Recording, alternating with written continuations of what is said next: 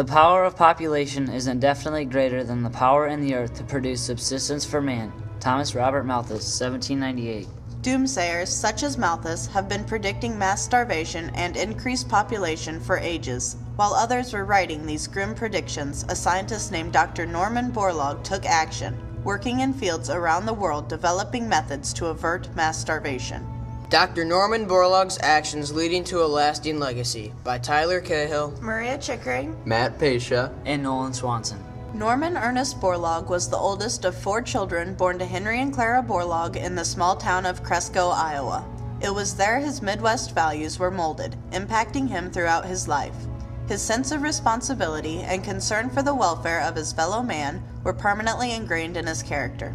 His grandpa Nels encouraged him to do well in school, remarking, "Norm boy, education and common sense. Thinking things out for yourself. That's what matters. Get yourself a good education. No one can take that away from you." Borlaug worked hard in school and participated in several sports. He was a successful wrestler and admired his coach, Dave Bartelma, who advised Norman to never give up and always give every challenge his best. His unceasing actions to eliminate hunger around the world, even when others told him it was impossible, demonstrate how Borlaug took his coach's words to heart and turned them into actions. He attended the University of Minnesota in 1933, majoring in forestry. After a summer of working in the remote Idaho wilderness in 1937, Borlaug decided to return to the University of Minnesota to get his doctorate in plant pathology. In 1942, Dr. Borlaug began working for DuPont.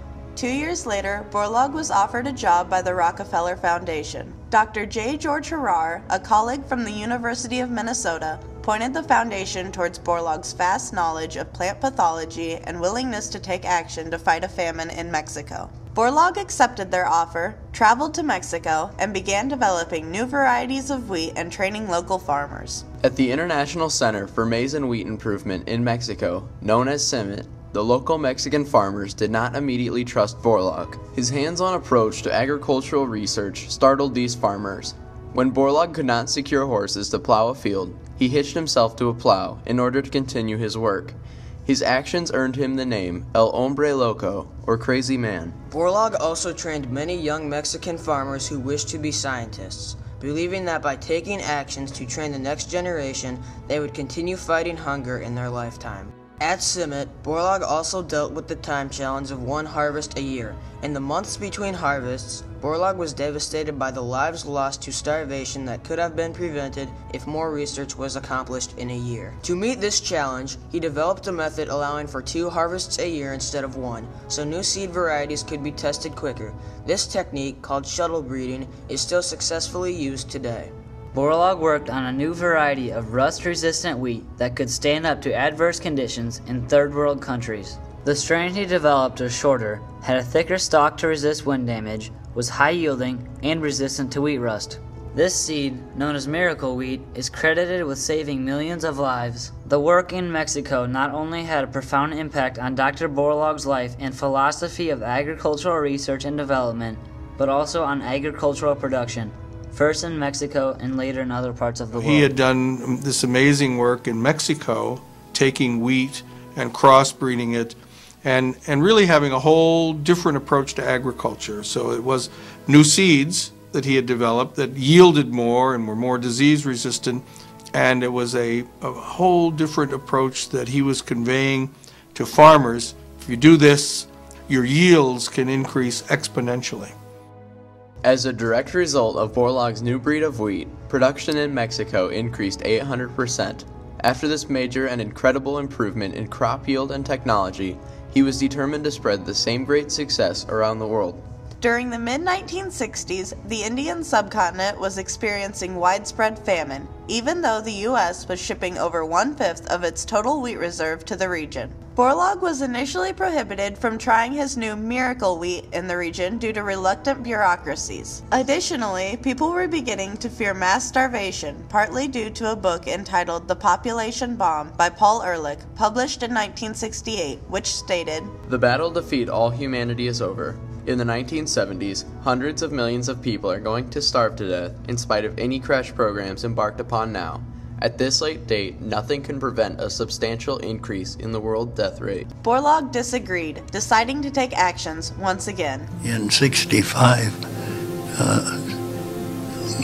we shipped 250 tons of seed to Pakistan and India. This was when the hunger and famine was getting out of complete control. Starvation became such a pressing problem that the governments of India and Pakistan were forced to allow Borlaug's projects to proceed.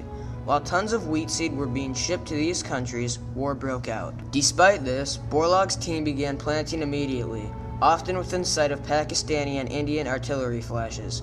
Borlaug's work with wheat in these countries also led to the development of high-yielding dwarf rice by other scientists. Land devoted to these dwarf wheat and rice varieties in Asia expanded from 200 acres in 1965 to over 40 million acres by 1970. Lives have been saved because of Borlaug's commitment to action. An international recognition of Borlaug's actions came when he was awarded the 1970 Nobel Peace Prize. When the Nobel Peace Prize Committee designated me the recipient for my contribution to the Green Revolution, I believe they were selecting an individual to symbolize the vital role of agriculture and food production in a world that is hungry, both for bread and for peace. I am acutely conscious of the fact that I am but one member of that vast army of hunger fighters, and so I want to share not only the present honors, but also the future obligations with all my companions in arms. For the Green Revolution has not yet been won. Borlaug used publicity from the Nobel Peace Prize and the Green Revolution's success to force reality upon developed countries of the world. Borlaug stated people die from starvation at an alarming rate, and this problem will continue to grow if people do not take actions upon themselves. Despite winning this prestigious medal, Borlaug continued to build a legacy by spreading his research to third world countries. In 1986, Borlaug founded the World Food Prize, which rewards individuals for taking steps in agricultural research to permanently solve hunger. Through this program, the actions of hunger fighters are multiplied. In 1986, Dr. Norman Borlaug, Ryoichi Sasakawa, and former President Jimmy Carter came together to form the Sasakawa Global 2000 program to fight hunger in Africa. The program's focus is to increase production of staple crops by small-scale farmers through education, low-cost irrigation, and diversification. Millions of male and female farmers in 14 African countries have doubled and sometimes tripled their yields through these programs. Borlaug's actions to see that both men and women succeed agriculturally have resulted in women being recognized as equals in farming.